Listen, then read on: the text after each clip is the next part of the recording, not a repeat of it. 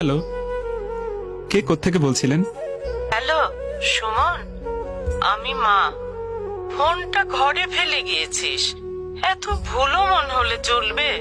মা আসলে শোন, আজকে তো তোদের মাদার্স ডে, ভাবলাম তোর জন্য একটু খিচুড়ি রান্না করি, এত প্রিয় তোর।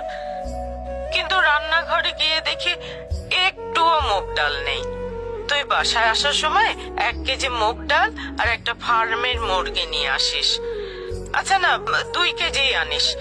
থাকলো লেবু আনিস। আর আমার হাঁটুর ব্যথাটাও এত বেড়েছে, কিন্তু ওষুধটাও। মা, ওষুধটা তোমার সেকেন্ড ড্রয়ারে আছে, তুমি বোধহয় ভুলে গেছো। আর বাইরে খেয়ে আসিস না, তাড়াতাড়ি বাসায় ফিরিস। আচ্ছা তুই কাজ কর, রাখি রে।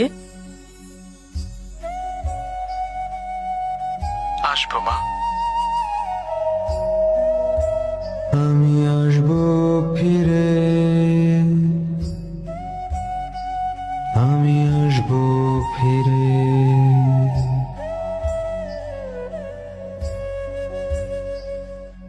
এই তো মা, যাকে ঘিরে কত শত আয়োজন, অথচ যার সবটুকু জুড়েই নিঃস্বার্থ ভালোবাসা।